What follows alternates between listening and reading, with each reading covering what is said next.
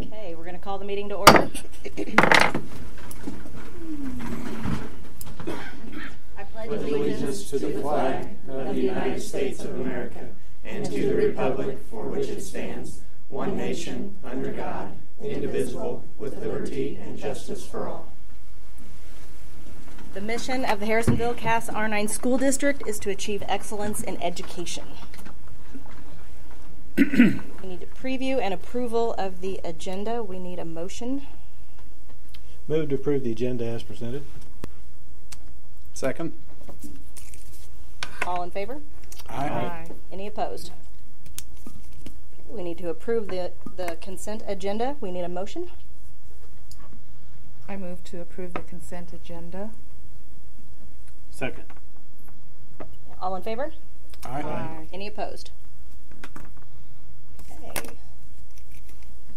We will move on down to audience delegations. There were none. Okay. Student recognition, I believe, Mr. Wiegers, do you have last month and this month? Yes, ma'am. Very good. So because of inclement weather, we didn't recognize our February students of the month at the last board meeting. So they're here tonight. Yeah. Joe Bachman and Gage Weber. Come on up.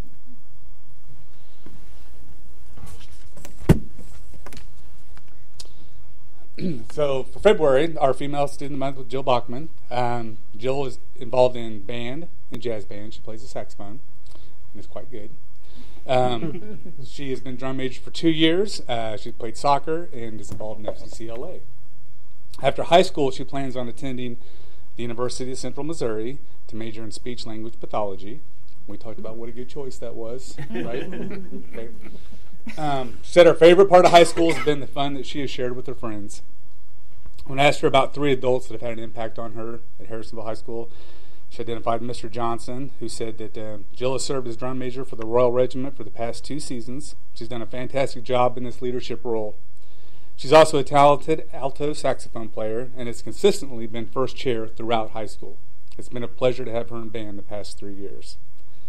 And then Mr. DeVinny said that Jill is not the most vocal student, but when she does speak, everyone listens. Kind of like E.F. Hutton. Her comments are always very insightful. She's also one of the kindest and caring students I've ever had. And then Mrs. Kump said, even though I have not had the opportunity to have Jill in class, I have had the joy of being her advisor for the last 3 years. I stepped in as her advisor her sophomore year, and it definitely could have been a different situation. However, Jill and I seemed to click from the beginning, and she is an amazing person. I feel like I am the lucky one to have been a part of her years at Harrisonville High School. She's kind-hearted, hard-working student, and a genuine soul. I feel honored to have her mention me as an influential teacher in her years here, as I feel like I should be saying the same for her. Thank you, Jill, for having an impact on my life as well. Those are Ms. Combs. And then Gage Weber was our February male student of the month. Gage has been involved in SAD, Student Council, National Honor Society, robotics, band, track, and wrestling. And his plans after high school are to attend State Technical College in Lynn, Missouri to study drafting. And Gage told me that his favorite part of high school has been the friendships that he's made with his fellow classmates. And 3 teachers he's picked that had the biggest impact on him were Mr. K, who said that Gage possesses a strong curiosity and excellent work ethic. He's always willing to roll up his sleeves and dig in to see how something works.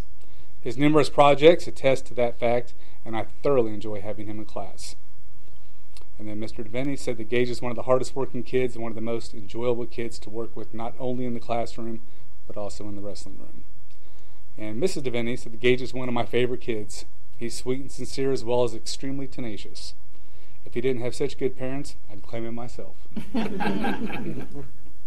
February students of the month, Gage Weber and Jill Bachman.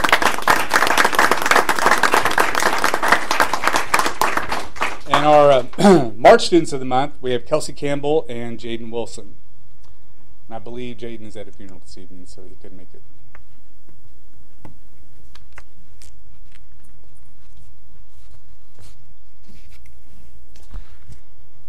Kelsey is involved in Student Council, SAD, National Honor Society, Prayer Helpers, the AV Club, and the Mercenaries. She told me that her plans after high school are to attend Missouri State University to major in psychology. I told her when she finishes that major, she can come back and tell me what's wrong with me. So she said she would. She said the favorite part of high school has been all the friendships that she has made throughout her years. 3 teachers she identified. I know this is a shock. Mrs. Devaney said, Kelsey's a wonderful combination of smarts, sweetness, and sass. She's one of the hardest workers I have in class, and her grades reflect that effort. She's a genuinely kind person who naturally cares for others. And as for the sass part, that trait probably comes from her having 2 boisterous brothers. It's been a blessing to get to know Kelsey even more this year. Mrs. Terwilliger said, Kelsey's an amazing student and person. She always has a smile on her face and patience enough for anyone who needs it. I am so grateful that I had the opportunity to have her in class more than once and have her spend time with my daughter each morning this past fall. She's been such a positive influence on many people, young and old. And then Mr. Devaney said that Kelsey's a delight to have in class. She does a great job of thinking through questions and is a hard-working student that's willing to put in the extra time to complete and understand any concept or problem. So, Kelsey Kimball.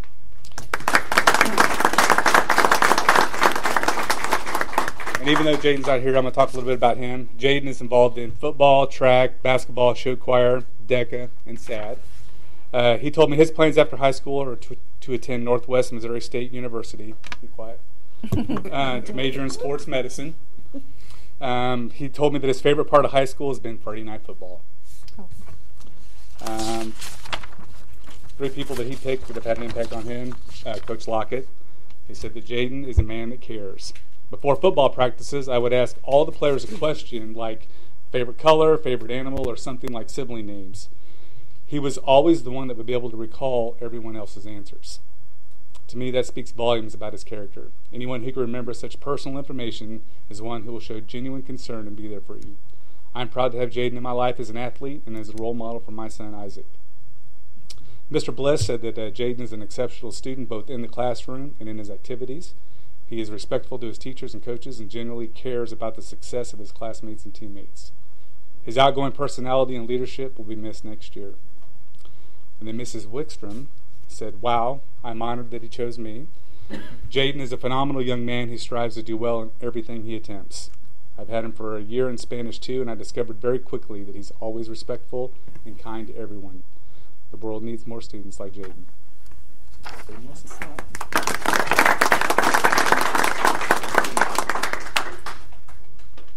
All right. We'll move on to the partner organization. We've got the Blue Note Boosters tonight. Thank you, guys. Congratulations.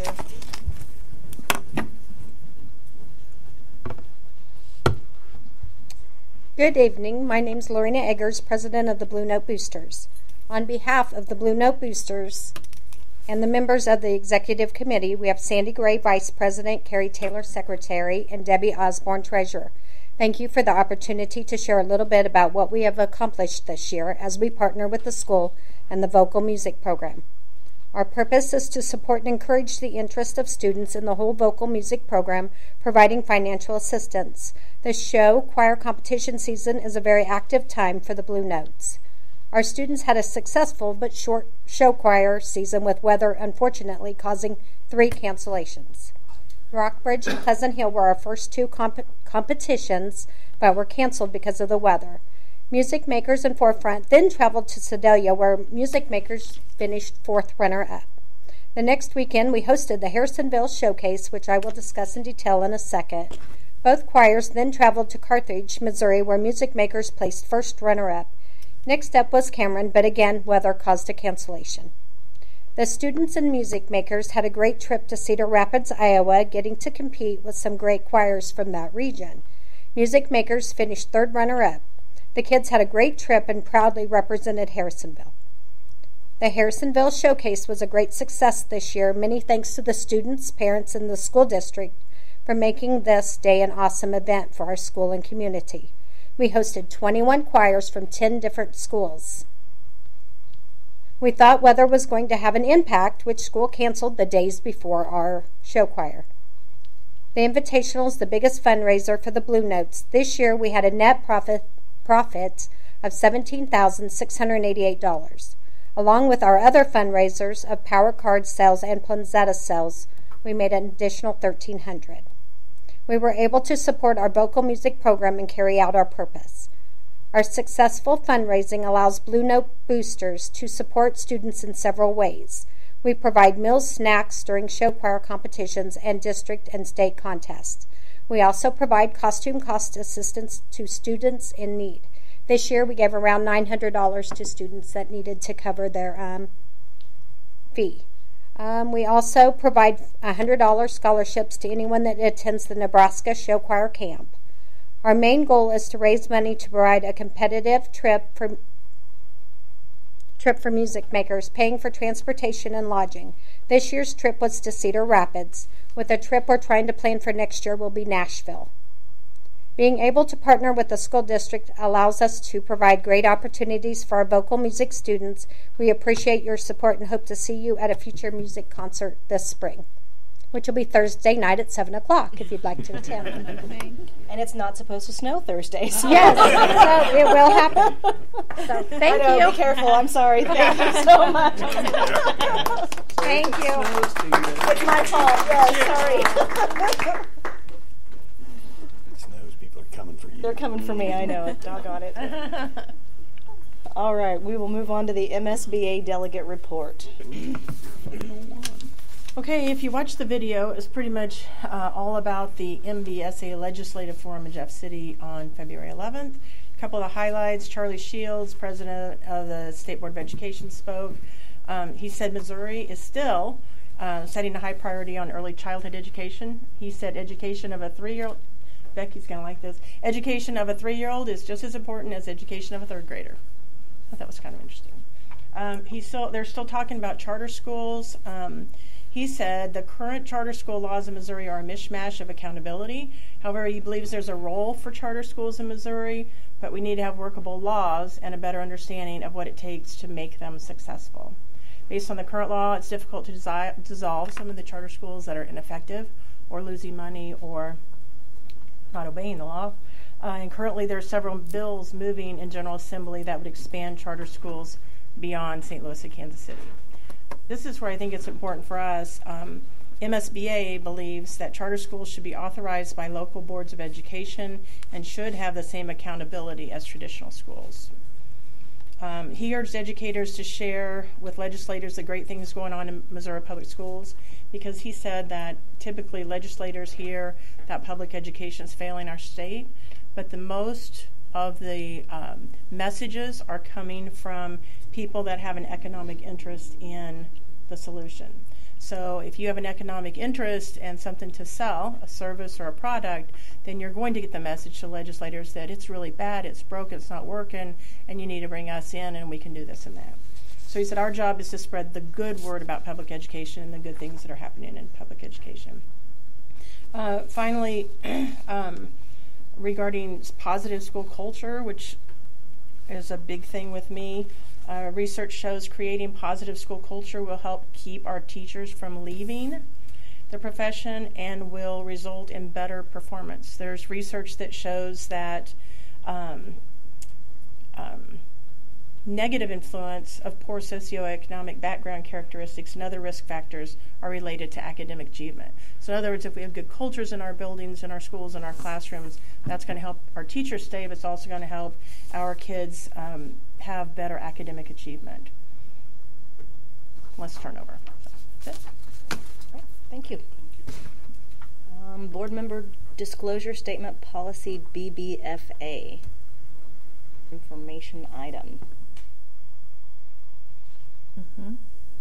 Anybody want to have You just this go discussion? online, fill it out, Okay. give a copy to Susan. Okay. Susan an email. Susan, is this Got for it. next year? Do I need to fill this out? You'll still have to do it. It's for the previous year, so you'll still have to. Okay. Moving on to departmentalizing at McEwen Elementary School. Thank you.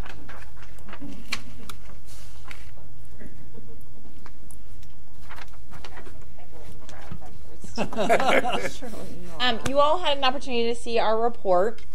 Departmentalizing is during my years in the classroom. I'll rewind just a minute. During my years in the classroom, I had 2 years as a self-contained classroom teacher where my kiddos were my kiddos all day long, every day for the entire year. great experience. But the rest of my experience was as a departmentalized teacher. So that's been something that I'm familiar with and enjoyed for many years. But what happened at McEwen kind of happened accidentally. When you go into your first year, it's not the goal to make a whole bunch of changes. We just need to see what's going on and do what we need to do to improve from there and kind of get the lay of the land. But after lots of conversations and looking at our scores and trying to find different ways that we can address our student needs and our teacher needs, this conversation kind of began pretty organically. And then we saw how well our one single departmentalized pod is doing right now, and they're really killing it. They're doing a fantastic job. And then we just went from there. So we really feel that this is going to be a great benefit to our students. We will be able to have 3 math instructors on our 4th grade side and 3 math instructors on our 5th grade side that would really be able to work closely as a team and to just go deeper than what we do right now. And we need to. Our scores don't lie. So we have a lot of work to do, and we feel that this is going to be the best way for us to address our students' needs.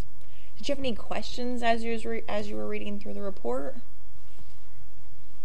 So help me understand. So basically they'll move just kind of like they do in the middle school. Yep, they'll move. So technically they're only going to move. So they come in the morning and they would either go to their other 2 teachers as a class. So it's not the same as a middle school. Where middle school they're not going to stay as a class through the hallways. Where in elementary, when you're departmentalized, you move with your class from point A to point B.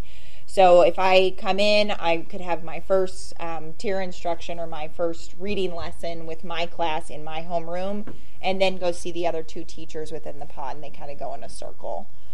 So the most they would move would be twice throughout the day for their classroom instruction. And the classes that they move to, those teachers are chosen based on their strengths Yes. or their certification? Yep. So is that going to be an issue, or is that going to fall in place well? It has. We've had lots of conversations about what would be best and which teams would be the best together. And they are real. I mean, you know what you're good at. Everyone knows what they enjoy teaching throughout. And when I say it just happened very organically, it really did.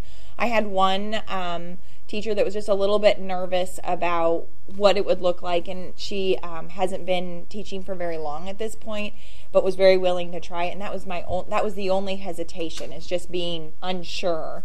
And I think a lot of that comes from you work so hard to get to this point where this is your classroom, and just being a little concerned that you're going to give up something. But as we've talked and looking at different ways that we can still address those elementary needs, those questions have kind of been settled.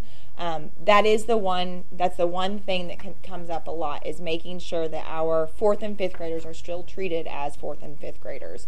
They're not middle schoolers yet. So there's a lot of protections that we want to make sure we put in place and structure in our building to make sure that they're still 4th and 5th graders. So the 2 places that they'll move, one is math. Math, science and social studies would be together, and then reading. And then they would have writing with their homeroom teacher. There is one 5th grade pod where we have a 5th grade teacher that has come from middle school, and she would like to teach writing all day long. She's a little crazy. But so there will be one little caveat there, but that's her area of expertise, where many elementary teachers get a little nervous about writing. And this gives them more focus in those areas. Yep. I love the idea. I think it's brilliant, and it's a good transition to that middle school where you send your kid off and in the big hope that they can make it. Please don't get lost in the hallway. Yes. Well, it's very timely also, and yes, I really appreciate that you're pursuing it. And I guess my question is, the homeroom that you mentioned would be like their first room in the morning, and will that be the teacher that they connect with the most? They'll be with them the most within the day, but they're within, like right now, our classes or our groups are still divided up into pods as is, a group of 3. So those 3 teachers have their specials together. Those 3 teachers have their recess and lunch together, and that will still continue, but those 3 teachers now have 3 classrooms of students that they all take care of together.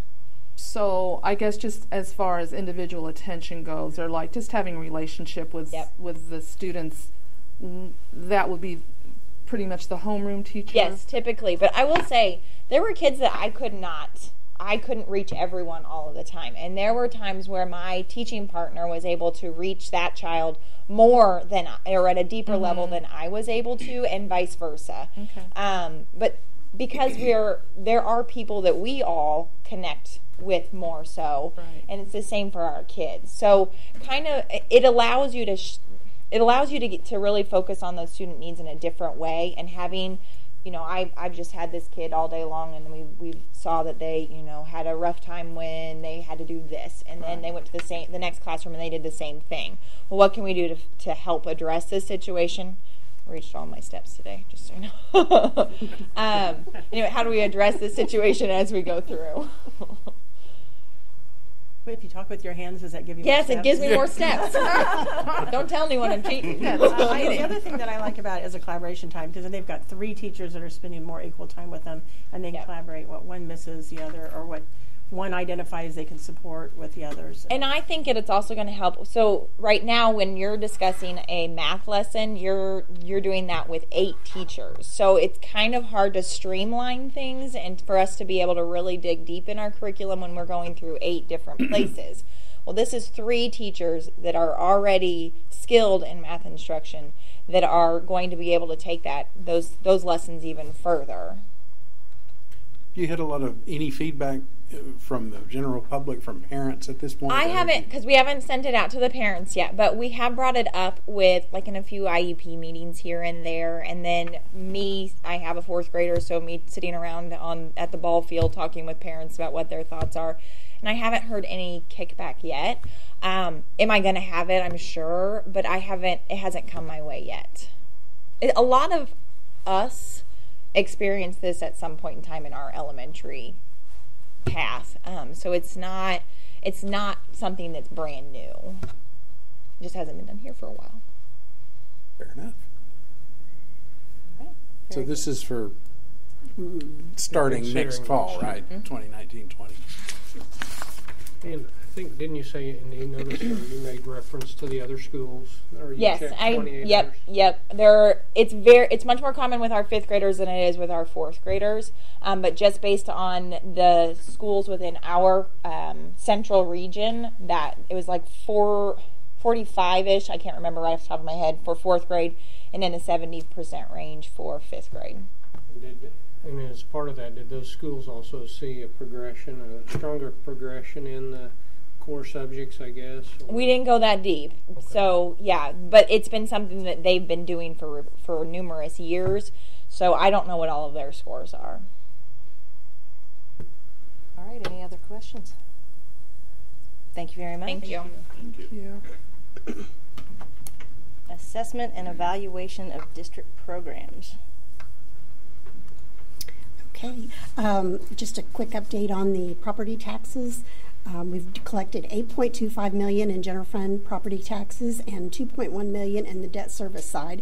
That represents 97% of our budget, and we are running about $250,000 over last year, which we knew we were going to see about that amount. So, and as far as the special revenue fund, the high needs money we received this month. We received $486,000. Now, those are based on prior year expenditures, and we're always a year in arrears getting those monies. Those exceed receipts of last year by $105,000, so we picked up some more reimbursement there. Expenditures continue to mirror last year. There's no extraordinary or notable variances, and our total cash and investments are $14.8 million. Questions? All right, thank you, Kathy. Comprehensive School Improvement Plan. So just a couple items I want to touch on this month that we've addressed. So basically, if you look at goals 1 through 5 in our current CSIP, They talk a lot about relationships,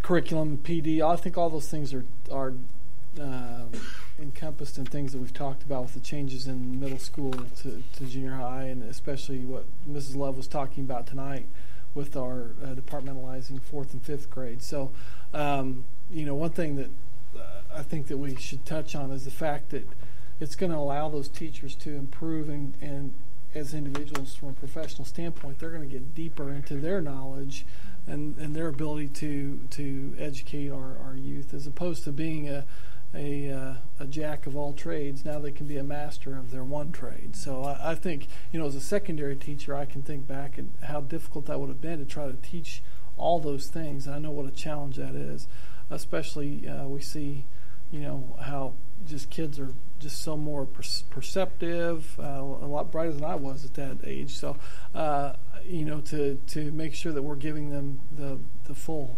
capacity of their minds, that we can do that. So I think all those things are covered in those district goals. Also, number 7, provide a safe and secure environment for all. Of course, we focus a lot on that. The Raptor system is going to be instituted. Our goal is the Monday after Easter will be the implementation of Raptor. We have communication that's going to go out to community and parents, and then we have training that's going to take place 18th. Is that right, Susan? So Susan and Liz Chenoweth are going to provide the training and for our secretaries on how to scan. So that's it on the CSEP. Okay, capital projects, we need a motion. I move to approve the list of capital projects as presented. Second. Okay, all in favor? I had a couple. Oh, hey, let's Let's talk about it. Hey, let's discuss it. Hang on a minute. I moved it before I had it open here. Paul said he needs to get out of here. I know, so but I'm just trying appreciate to move it along. God bless America. Okay. My first question is, on the list provided, does the projected cost include materials and labor? It kind of depends. Those are. What are you doing over there? Yeah. I'll speak to that one. Okay. Since I turned that on. Those are just rough estimates most of the time. Mm-hmm. The paint stuff is an estimate based off of what we've done in the Previous past, years, right. and then anything that's bid or quoted, I'll put a rough estimate in there. But this is just definitely a rough estimate of those costs. Of both things. And most of that is going to be supplies. Sure. It depends on what the project is. If our maintenance is doing it, then it's Right. supplies. If it's that we're servicing somebody else, then we're paying their supply. They're going to bill Like us on with the supply. painting stuff, you're including the hourly wages we're paying the painters and the materials for doing it as the cost? Yes, as we paint strictly on. Here's the total amount of money we have for the summer, and when we run out of money, we quit painting.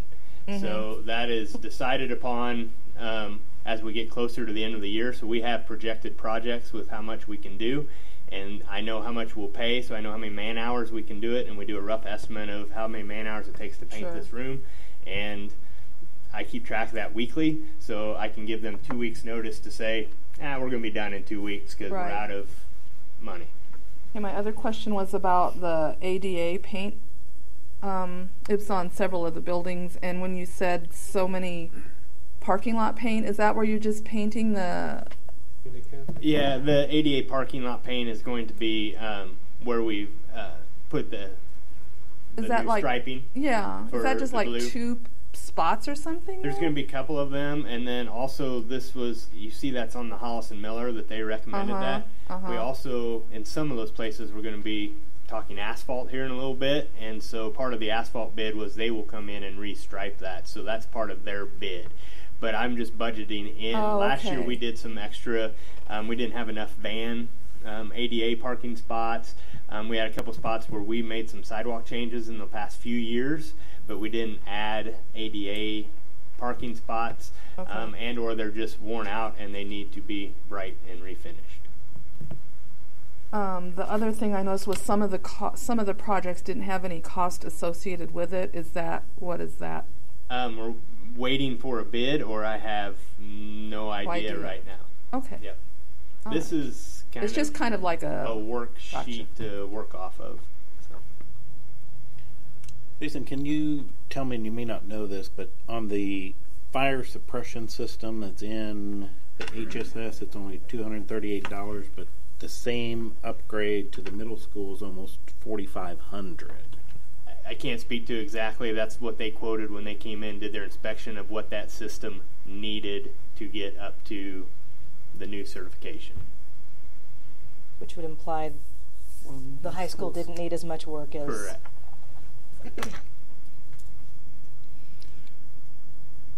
Any other questions? Just a curiosity question. At the high school, Meyer Chemical doing a refinish of the gym. I think you told us about this previously, and I just don't remember. But there's a zero. Mm-hmm. There's a zero for the aux gym and then a $2,500 for the main gym. When they finished them this past summer, they did both gyms for us. Right. And the aux gym had a few little bubbles and imperfections that were not terrible, and we were going to do those in November, and then we just decided let's just not try to squeeze it in, and they agreed that they would come in this summer and do that gym for free. So I remember that now. Thank you. I needed a memory jog.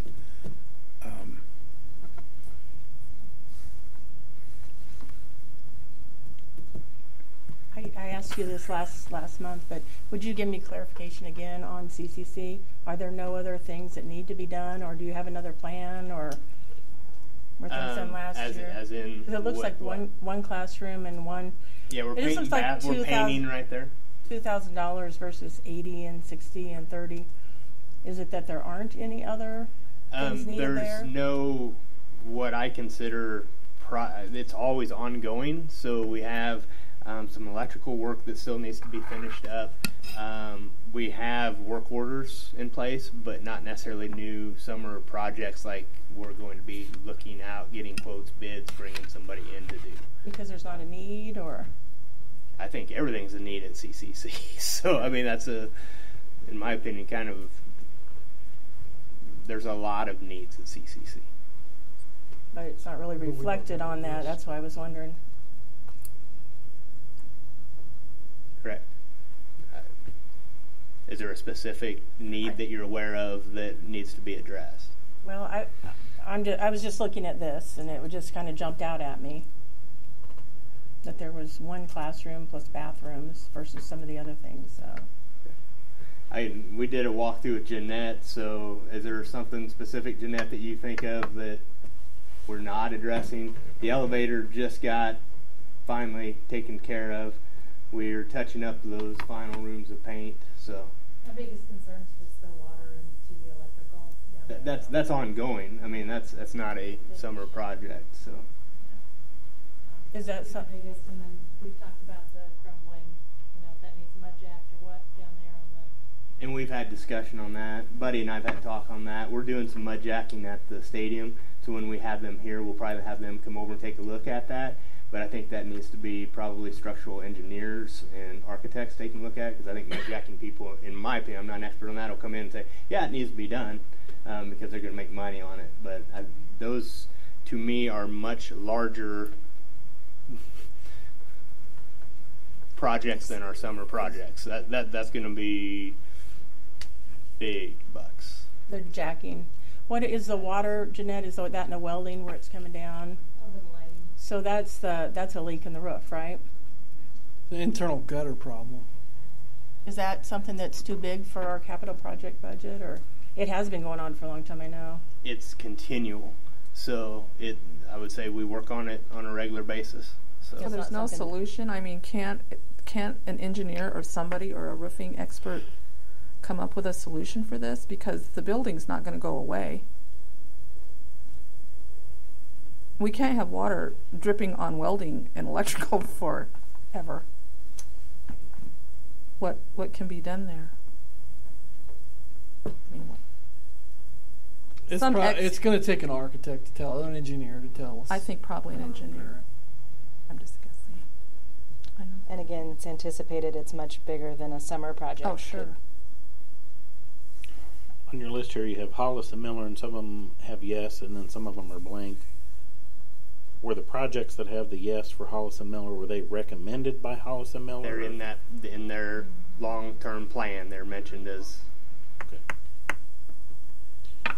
And then at the bottom, we see the fire suppression system being upgraded to UL 300 in all the other buildings, but the one for HES, it's just upgrade. It doesn't have the UL 300.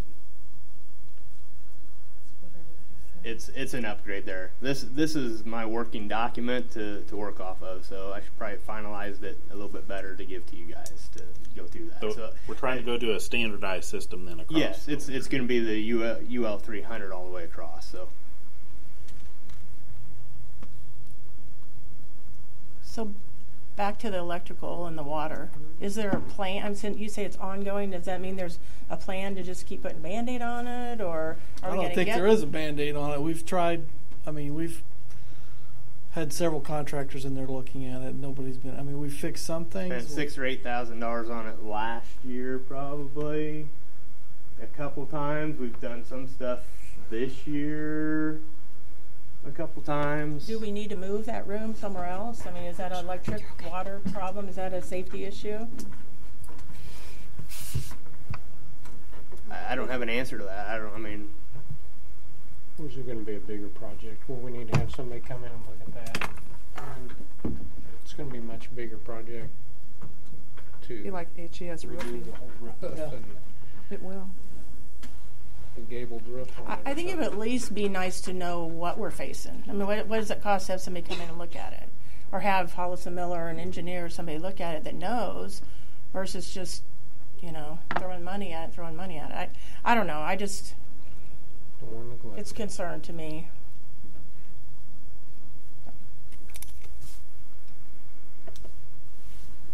That's something that we can. We can call Hollis and Miller and have them come look at it. Good. Any other comments on that? Thank you. All right, we have a motion and a second. All in favor? Aye. Any opposed? Moving on to board policy revisions. We need a motion. Good luck. Can I say so moved on this one? No. I can too. So moved. We need a second. Who? Oh, I'm just curious. Who was who put the editor notes in that? Was that you? Right at the beginning, it has editor and it has some explanation of the changes, or was that MSBA? It's MSBA. Oh, you talk about the two. Yeah, they Yeah. present that. That was very helpful. Yeah. That was very helpful. I thought maybe it was you, Paul.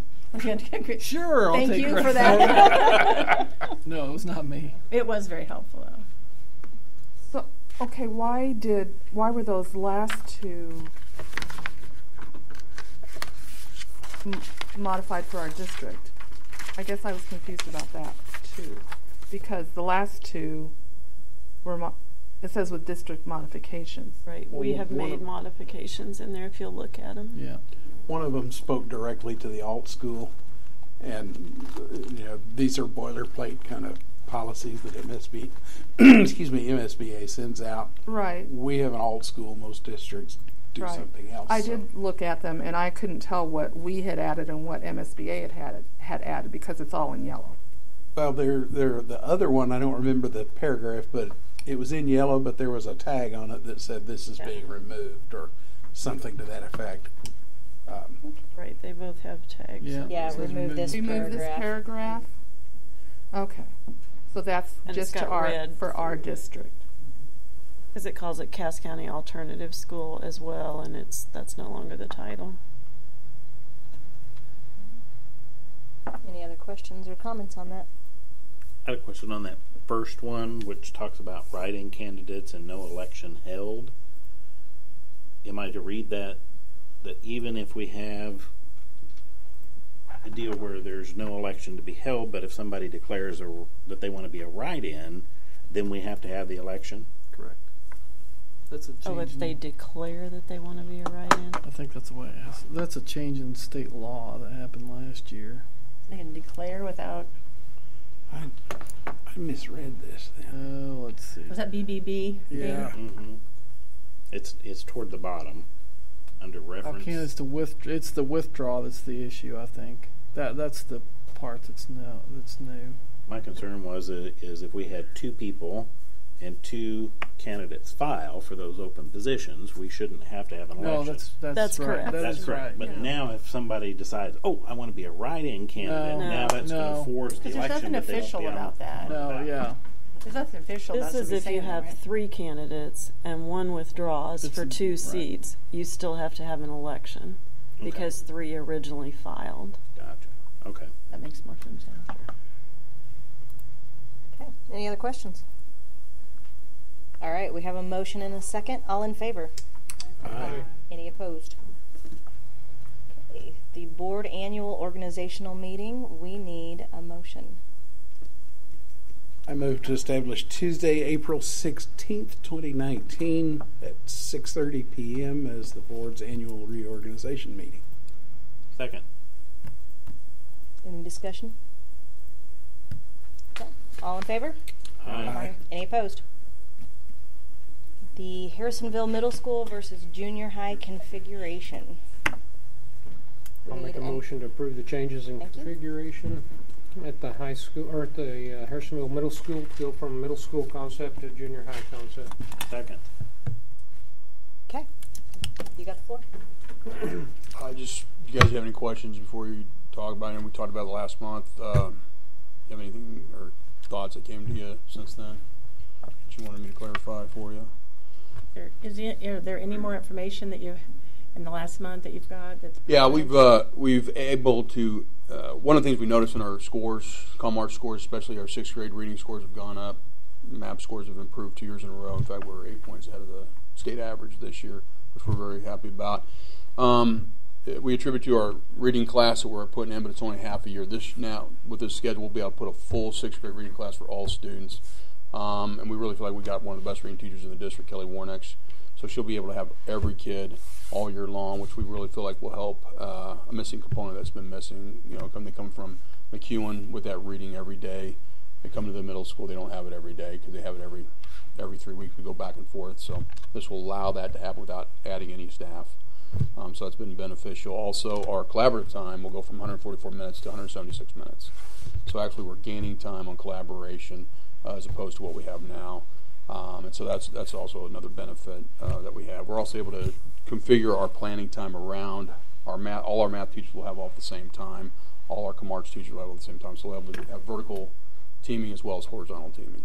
So again, this is really the folks that Paul was talking about was collaboration with folks on student achievement, not necessarily student behavior. What Gina, you talked about last week about support, though, we have created 2 levels of support. One of the things we found out, sorry to expand this, one of the things we found out, we were spending an inordinate amount of time supporting 10% of our kids. And the other 90% of kids don't need that support, but we're moving them around. We have a lot of transitions, and if anybody knows anything about education, transitioning middle school kids is tough. You want to limit the transitions, but we've expanded the transitions because we're moving kids from place to place. So instead of those outside supports being there outside of the schedule, we're putting them in the schedule. So kids who struggle in math will have math class plus math support. But they'll also be able to take Explo classes too as well. So we don't want kids just have math and math and math and math and then nothing. So they're with the schedule that we have now, they'll be able to take extra exploratory classes, which then will increase their love of school as well. But then helping those kids that are struggling, getting that support while the other 90% of the kids are able to enrich their choices. So that's also been a side benefit that we were excited about. So we're spending a lot of time moving kids from place to place this year, trying to get them the support that only 10% of the kids need. And this will allow folks that support a little bit more laser focused. So also we're creating a care team, which will be focusing on those students that we call at-risk students. We'll identify them coming in 5th grade, and they'll get that support from the care team along the way, almost like an advisory type situation that like the high school has, but it'll just be for those students who need that extra support. So again, we're just targeting trying to target our resources in a more focused manner, and this schedule will allow us to do that. Haven't heard anything from the parents other than positives. Most of them are very excited because their kids are very excited about having the choices. The kids get more choice. Anything about motivation shows that kids getting more choice is more motivating for them, so that is a benefit. Some of our kids who've only been able to do like publications and band now get to expand into other types of music programs. We're expanding our music programs and things like that, so we're expanding our Explo offerings as well. So again, those kids who don't need that extra support in math and comm arts and reading are able to enrich in jazz band, which will be a class now. Musical theater will be a class now. These were clubs that now they'll have these options to actually take in class. Exciting. Any questions about that? Also, we'd like to throw in there, I talked to Paul about this, kind of keeping with the high school and adding more collaboration time to have an early out, similar to what the high school has. We'll get out at 2:05. That will keep our bus schedule exactly the same with the high school, the same time all the way through. So on that Thursday when they get out at 2:20, we'll get out at 2:05, which will keep our 15-minute bus distance between us, which will keep our schedule all the same. That'll give us an extra 65 minutes of collaboration during that time, which we also talked to Beth about, which will allow us to collaborate with her pods in math and reading as well, if we can work that out with her time as well. So we're trying to expand our collaboration to high school and to McEwen as well. Good. Very good. Yes. All right. Thank you, Chris. Okay. Thank you. I got to run to class, so. Okay. Thank you. Thank you so much for listening. All right, we have a motion and a second. All in favor? Aye. Any opposed? All right. Summer school. Thank you, Chris. Good job. Summer school 2019. We need a motion. I move to set the dates for summer school 2019 as June 10 through June 28. Second. Do we have a second? Second. Okay. Discussion. Sounds like a great plan. Okay. I don't think we're having any discussion on it. So, all in favor? Aye. Any opposed? Reconfiguration of administrative positions. We need a motion. I'll move that we approve the reconfiguration of administrative positions as presented and approval of the job description for Director of Curriculum, Instruction, and Assessment as presented. So it's my recommendation. I've shared. I'll second. Okay, Oh, thank sorry. you. There you go. Sorry. You're good. Long pause. Yeah. Sorry. So it's my recommendation moving forward that we reduce one of the assistant superintendent positions and the elementary curriculum coordinator position, and then create or recreate, it's already been in the district, the Director of Curriculum Instruction and Assessment with the job description that I attached to the agenda, or that Susan attached to the agenda. This is an old job description. I've taken some of the modified it a little bit. I'll do federal programs, so that's something that's a little bit different, for example. But that is the job description, and the flow chart and job responsibility list are attached for your information as well. So, open up for any questions. So that one position would do all grade levels of curriculum. Correct. Including Correct. adults, I guess, yeah. And then they report to you. Correct. Okay. It's not. I mean, we're not reinventing the wheel. It's been done in the district before. So. Any other questions or comments? Did we calculate how much savings this would be for the district? Well, it depends on the salary that's negotiated when we get to that point. So, yeah. If there's no other questions or comments, and we have a motion and a second, all in favor? Aye. Any opposed? Okay. Waiver of teacher contract days. We need a motion. I'll make the motion to waive makeup of the teacher contract days of June 4th and 5th. Do we have a second? Second. So you see the recommendation that's there before you. We did ask, and the board graciously accepted to waive the one PD day that we had in November. This would be 2 additional days, and this is for all staff that is not 12-month staff. So we already worked those days. So, but it would be my request that the board forgive those days. And then there would just be the one work day that would be required for teachers on which would be a flex date within June that they would coordinate with their building administrator. But I've heard a lot of positive feedback from the staff on this, and they've all asked me to express their appreciation even before it happens. So they know what a big deal it is. I mean, they understand. And they're very appreciative of it. And I just have a question concerning the extended day contracts. How does this affect that? It would just be taken off of their regular contract and not their extended contract, so they would still have that extended contract.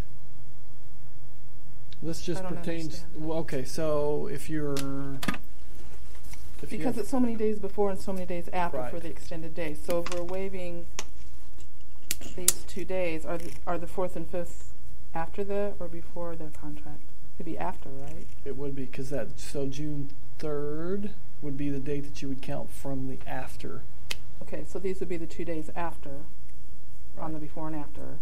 So if we're waiving 2 of the after days, I guess my question is, are they still getting compensated for those 2 days that we're waiving? That would not be part of their extended contract. So if they have 15 days after, for example, you would start on June 4th. You would start on June 4th, because the 3rd would be their flex date, but it would be the count date that we would start from.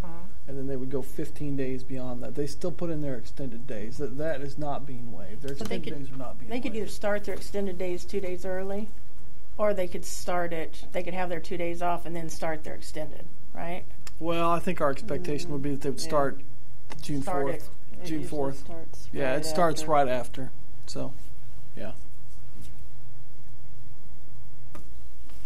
Clear as mud. The days that we're asking you to forgive are days within the school calendar, not the extended calendar. They're within the school calendar. All right. I know. I'm sorry. Mouthful. So if they start their extended contract 2 days early, then they would end their extended contract days 2 days early. Right, but they're still putting the same number of extended days. Okay, that was what I was. Yeah, their extended day contract has not changed. Gotcha. Any other questions? All right, all in favor? Aye. Any opposed? Okay, additional FTE at CCC. We need a motion. I'll make the motion to approve an additional FTE at CCC for the Secondary Networking and Cybersecurity Career Education Program Instructor. Need a second. Second. So this is the position that would fill the program that was added last month. So we would like to request that additional FTE. Do we have a budget amount for this yet, or no? For this position? Jeanette, I don't know what. We talked about what range we get for Right, it's tough to say until you get somebody because of where they fit on the salary schedule. So the average teacher salary is about $45,000 on 9 month without benefits. But I would estimate that it'd come in lower than that. Do we anticipate any problems filling this position? Yeah. Jeanette. She. Always problems filling those. Okay, any other comments or questions? Well, I think it's a great idea anyway. And if we don't approve it, but we approve the program, what does that do? Yeah.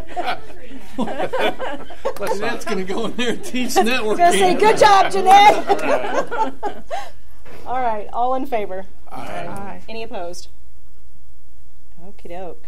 2019 health insurance benefits. That's a fun conversation to have. We need a motion. I move to approve the health and voluntary insurance rates for 1920 as presented. Second. So these are the insurance bids that were presented from our broker, CBiz. Kathy and Janelle and I went and met with the representatives from CBiz. They've negotiated down from what the initial rate from Blue Cross was around 9%. I think is not what they told us, Kathy. So what their estimated cost is, which this is extremely frustrating to me, their estimated medical increase cost by their actuaries is about 9% each year. So if you have an average or just under average amount of usage, which I think is what we had, then they're going to give you that 9% because they think that's what the cost of inflation in essence is for medical expenses. It's extremely frustrating to me because I would love to give our teachers a 9% raise every year. Well, they say it's tied to technology and because I asked if it was prescriptions based, if that was what caused it. And he said no, it's technology and some other stuff. Excise tax. There you go. Potential excise tax. Potential. Yes, the government. They waived it this current year, but it could possibly come back, and they could potentially charge us. So they're going to go ahead and assess it. Sure. Yeah. Yeah, they assess all the worst case scenarios. Yes. Because they're not going to take a loss. So. Right. So I was going to say, if that doesn't happen, do they give it back? Potentially, we could get it back. Yeah, that's right. Yeah, potentially. Yeah. Potentially. And we did see a rebate this year. Yes, so you can see a rebate. We did see a rebate this year. It's not a unicorn. It does happen. So, but we had a rebate because we had a really good loss ratio. Right, and because they didn't have to, because the excise tax they didn't have to add on. That was part of it too. Because that's that can that keeps getting kicked down the road. Right. That they say, so. Last year our increase was only what, 3.4 3.2 or 3.2%. So for it to jump to 9%. No, he negotiated down to 3.2 again. 3.2 again. Yeah. So they say that all the time. So they want you to know they're fighting for you. Yeah. They're fighting for you. So is this amount that's mentioned, the $512.84? That's for the district pays. Is that for single coverage? Correct. And then if there's family coverage, that is at the burden of the employee. But This doesn't include any supplemental insurance. No. Okay.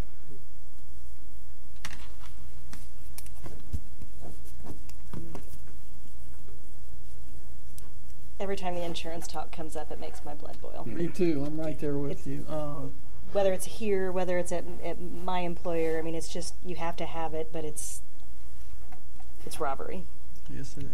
Well, you don't have a lot of choices, really. I mean, other than go somewhere different altogether, which is having the same issues. Yep. And what they do typically is they hook you in, and then they. That happens a lot, actually. Yeah, they'll come and bid you low, and then they'll raise the rates 20+% the next year. Yeah, no, I mean, as bad as it is, this is the best case scenario. I mean, if you look at our rates, Kathy and I saw they gave us the chart, the rates of the other school districts that are around us. We have what are considered good rates, so it's just sad. I mean, I can look at my benefits from the Missouri retirement system, and I can tell you how much I paid or was paid on my behalf for health insurance 25 years ago. It'd make you sick. I mean, it's unbelievable how much health insurance premiums have raised and the benefits have decreased. I mean, at that time it was a $500 deductible. And now you can't find that. Any other discussion? All right, all in favor? Aye. Any opposed? Morally, yeah. Audit bids. We need a motion. Move to award the contract for audit services to Westbrook and Company in the amount of $15,920. Second. Discussion. continuation of our existing auditor. We had, how many bids was it, Kathy? Three. We had 3 responses. 2 of them were very close, as you saw if you looked at the tabulation. They're within 520 of each other. Westbrook was 520 more, but we felt like making a change would not make a lot of sense since they do know our district. Any other discussion? Is there not any local CPAs that want to do this? No. Okay. You know, governmental accounting is a different beast. Yeah. Especially this magnitude, it's hard to get them. Well, and Westbrook specializes in education, I think, don't they? Okay. All in favor? Aye. Any opposed? Asphalt bids. We need a motion. I move to award the asphalt and paving project contract to Advanced Asphalt Paving and Concrete in the amount of $161,024. Need a second? Second. So, can anyone explain why their bid changed on the total amount? That I don't Bulk discount for doing the whole project. Because were we going to award individually? We could have, depending on our budget. Okay. It's a huge savings. Well, to do it yeah. that way. Yeah, trust me. We sat there and talked about it for a long time, and Like, they didn't make a mistake, did no, they? That's No, it was brought up when we opened bids. Okay. Yeah. It's probably more, isn't it more of something where they'll have their equipment Yes, here, they only be here, and they're not running Right. back and forth, so I'll just tell the saving different and buildings, but come in and knock it out. still pretty amazing. we were astonished. That's So there not were 2 bids Saves us that total that were received. 40. It was 40. 40. Odd. Awesome. Almost Have they makes done up Have the they done work insurance for us cost. before? Has this outfit done work for us? Yes. Okay. They were the last ones to do our last asphalting Been a couple held up. years ago.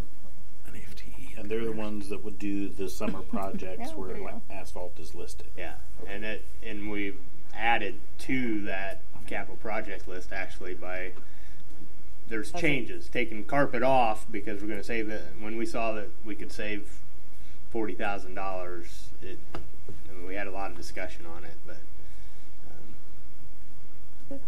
and it's also piecing together. I mean that Fund 40 money, but what we didn't spend in asphalting this year with what we kind of had for next year, along with some carpet, gets us to that number. So it was a benefit to have them bid it as a lump to hopefully get that done. So Any other discussion? Okay. All in favor? Aye. Any opposed? All right. RFQ for maintenance custodial services. We need a motion.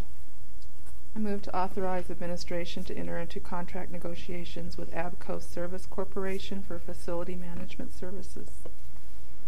We need a second. Second. So, hopefully from your board packet you can see the information. We sent the RFQ out for facility management, which included the options of retaining the services similar to what we have now, an all-inclusive package, or the third option was the school district assuming that responsibility entirely by ourselves. It's sent out as an RFQ because there's a lot of moving parts to it that have to be negotiated out. You can't just get the flat rate. So, it depends on what we ask for the employees to grandfather in those type of situations. So, we had 6 respondents. We interviewed 4 of those respondents. You see the committee consisted of myself, Mr. Eggers, Kathy, Nancy represented the school board, Mr. Maxwell, and then Bruce Nolan for the maintenance staff. We interviewed those 4 candidates. I thought all the companies did a good job of representing themselves. If you want to talk about the specifics of the conversation after the interviews, I recused myself just because of my existing relationship with one of the vendors. So probably need to ask Jason Nancy the details of that conversation, but I can provide you anything else that you'd like. So my question is concerning the existing staff that we have and what guarantees we have to make sure that they transition over, that their benefits are protected, that they don't lose anything if we transition over. What guarantees do we have for that? So that's in the contract. That's how we decided to negotiate the contract.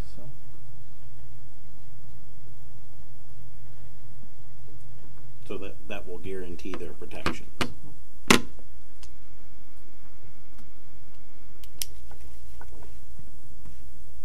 What were the cost savings between doing this and continuing as is?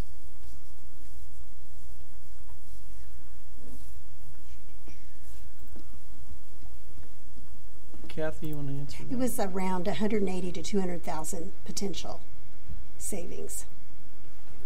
Yes. And we'd had some discussion about protecting those that were close to retirement.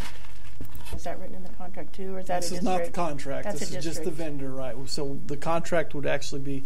So what we're requesting tonight is that you approve the vendor, and then we will enter into contract negotiations, and then next month we would bring the contract itself for approval. But it will be very specific. Right. It will address all these issues in the contract as specific as we want it to be. And really, we kind of have to be limited on what we talk about because it's closed. A contract discussion is a closed item, so that's why we have closed later. We can talk about what you all want to see in the contract. Nancy, being our representative on there, is there anything that you can share with us? It was all the presentations were very well done, and it came down to just a couple that we were really wanting to go with, and this one, like it was stated in the letter, all the different bullet points about why this one stood out, and they just made a great presentation in their in-state, which I personally liked that it was an in-state outfit, and they were family owned for 64 years, I believe, and they just had a lot of great practices that they do as far as inspecting facilities, surprise inspections. One of the high ranking of people would come like at 6 a.m. to see what was being done and when it was being done and how it was being done. I mean, they were very hands-on, which we all really liked. Well, I think that there was good representation on that committee, and I appreciate that. There was a good representation.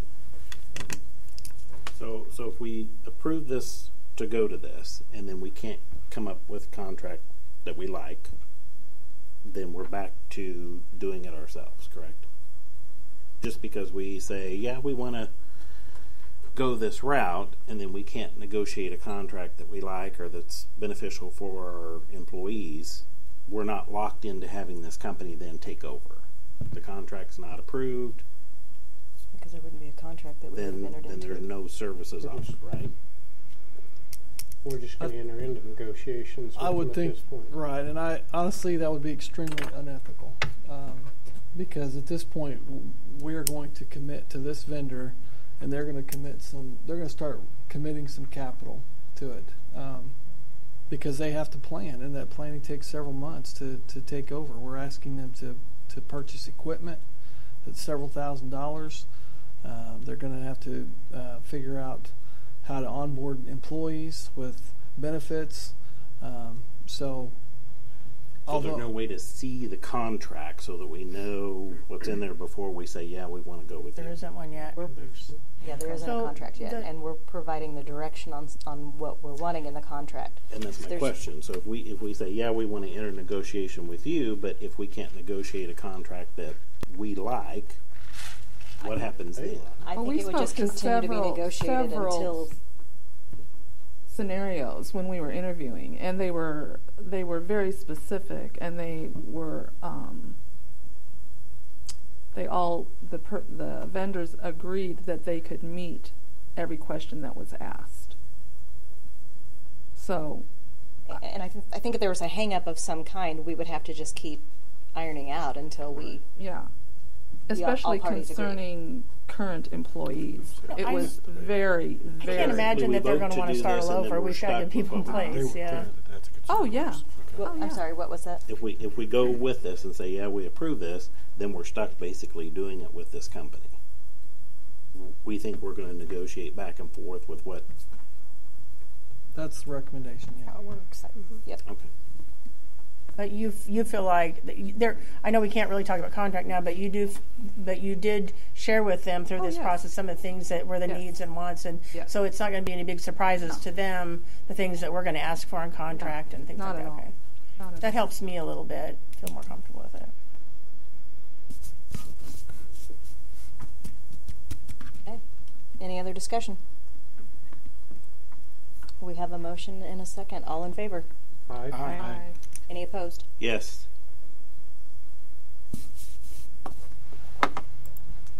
Okay. Moving on to the resolution to authorize prepayment of general obligation bonds.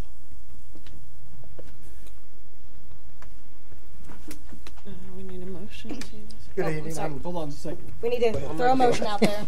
I'll make a motion to authorize the execution of the resolution to deface and prepay $750,000 to the General obligation series. Am I reading that right? Yes. 2014 debt.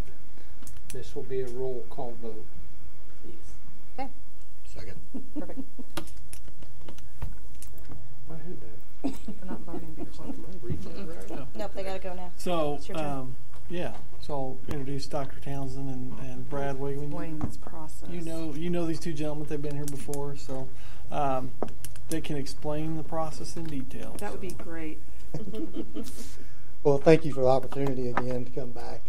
I saw the information Mr. Minchin sent you in your packet, and if you think back to when we were here in November discussing financial planning and facility planning for the future and your options, one of the options that would greatly benefit you as far as your flexibility and increase your options in the future, prepaying some of your existing bonds. So as he sent you if recommending prepaying $750,000 of your 2014 bonds. They are scheduled to mature in 2024 if you don't do anything with them. They are callable, which means they're eligible for refinancing in 2022. If you do not prepay any existing bonds, it's going to greatly reduce your ability to protect your current debt service levy. So if you need that flexibility, this is a great idea. And by prepaying the $750,000 at this time, it gives you flexibility and it saves you an interest expense. I don't know the exact amount. It was $45,000 in interest expense over the life of those bonds. And again, it gives you flexibility depending on what it's hard to say exactly, but you could probably increase your debt service levy up to $1.12, and that's an estimate depending on what your actual assessed valuation does this summer.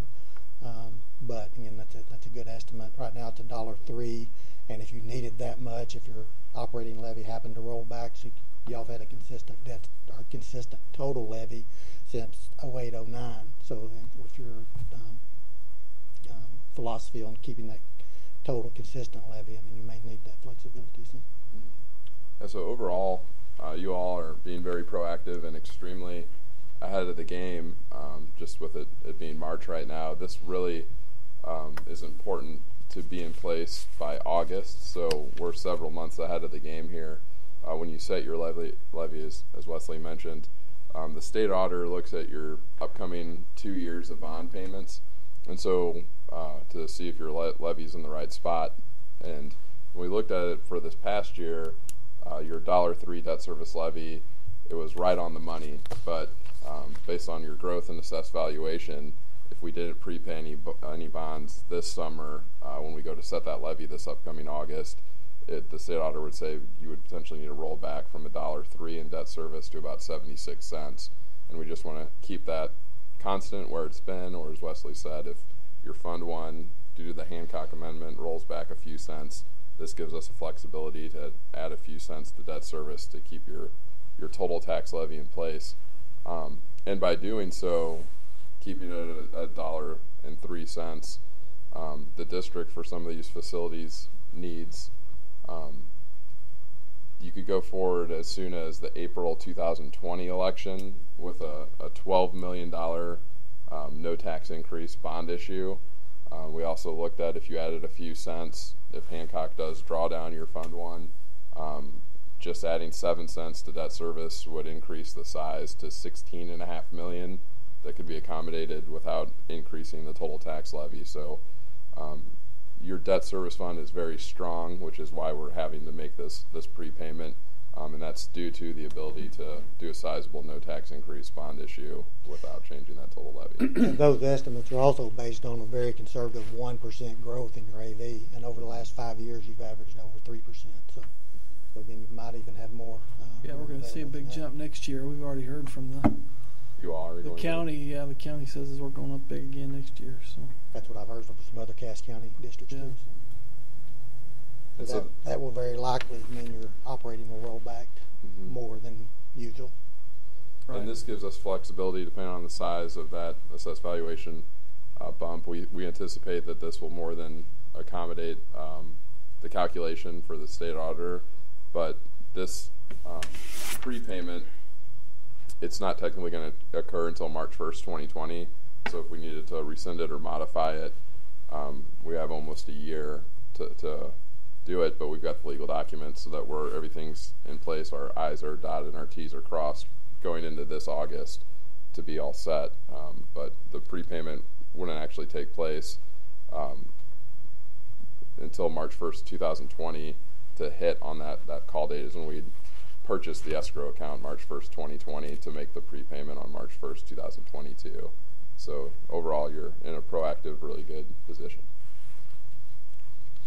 I was tracking pretty well with you right up till that last statement. Let me regurgitate what I think I heard, and you correct me as my mind wandered.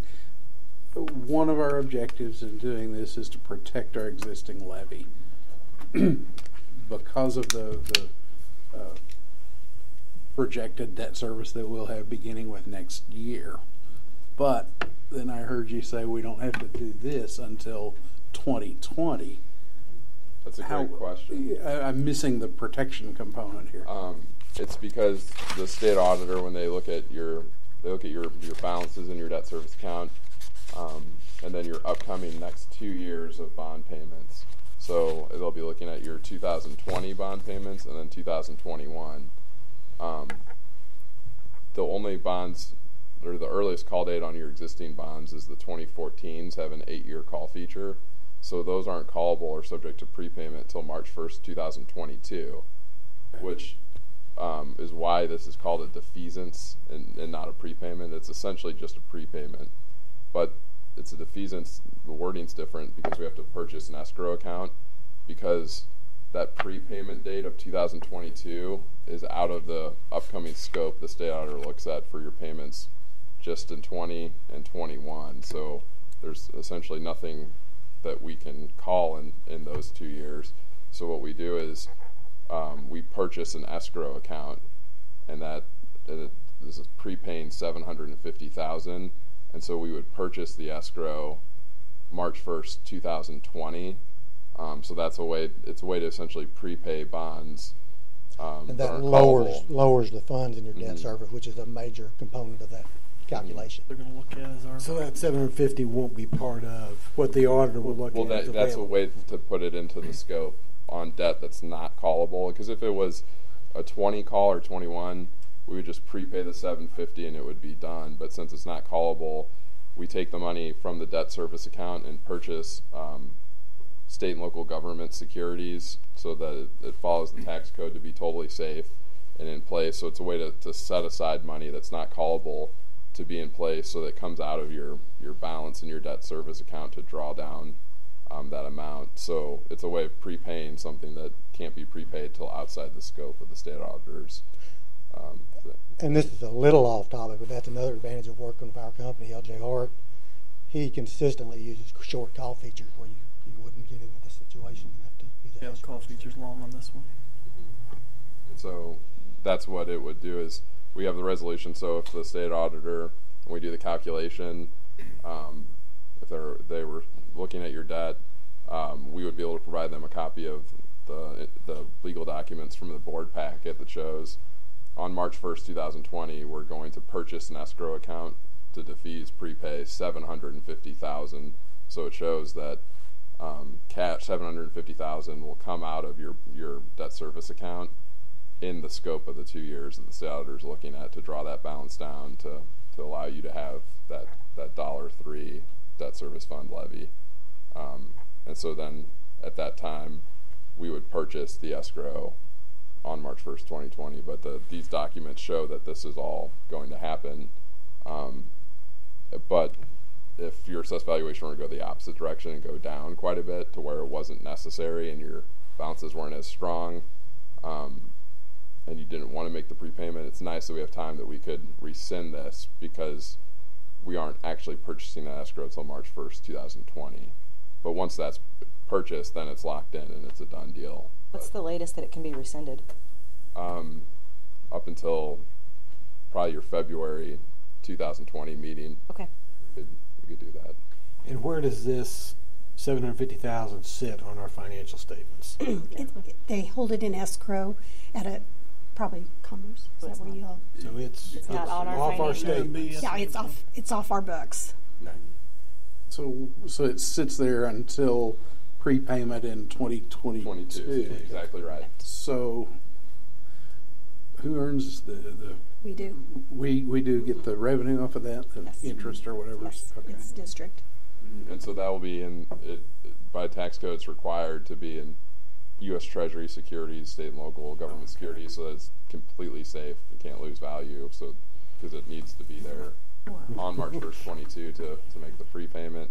And so those rates are 2%, 2.3 versus it's paying 3%. So there's a slight inefficiency there between earning slightly less than what you're paying, but overall your savings should be about $45,000. So we'll be saving $45,000 and earning interest? Well, you don't. It might actually be the $45,000 savings is just the $750,000 times your 3% interest rate, but it would once we purchase it depends on where the Treasury securities that we invest the $750,000 are, what those are earning on March 1st, 2020. As of right now, they're only about 2% to 2.3, so it's about I think on the $750,000 option, it's about a $6,000 or $7,000 loss. So you would net your savings of $45,000, and then an inefficiency of only earning 2.3% and paying 3% to the investor. So the net amount would probably be about $39,000 net interest savings that you would realize on the transaction. So Still a little interest saving. We're still saving quite. You're still saving, yeah, $38,000, $39,000, $40,000. Protecting the levy. Do you anticipate that 2 to 2.3 to stay pretty stable in 2 years, or do you anticipate to go up or down? I know it's a guess. That is a great question. He can answer that.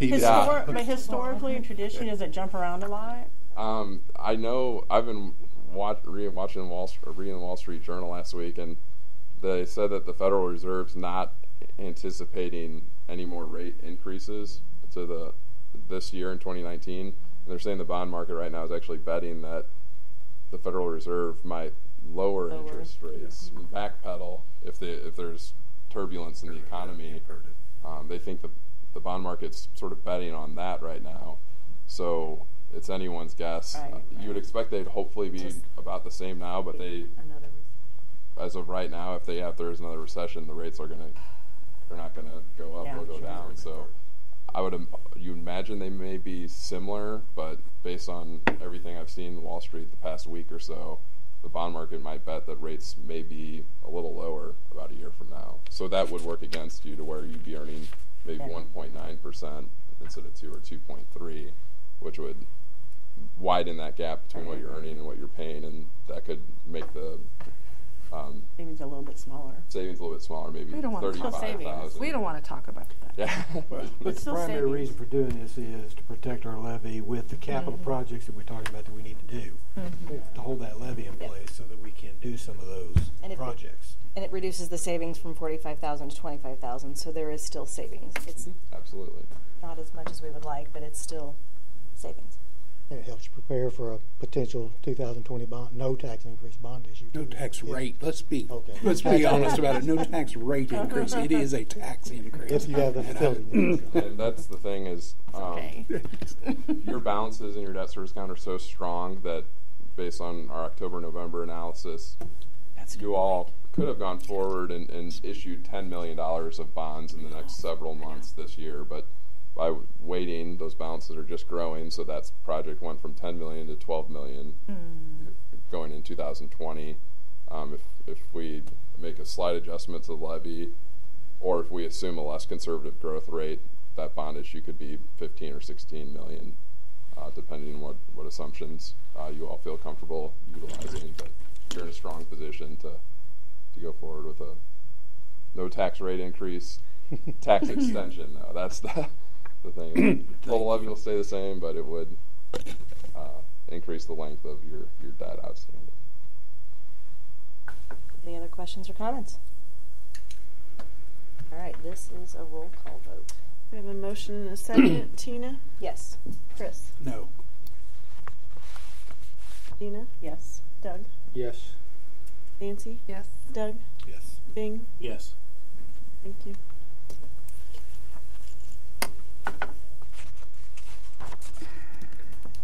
Thank you, gentlemen, very much. Thank you very much. Thanks for all your explanations. We do have Bring it at our level. documents that we need signatures on to come back to the office. Okay. Excuse me, my goodness.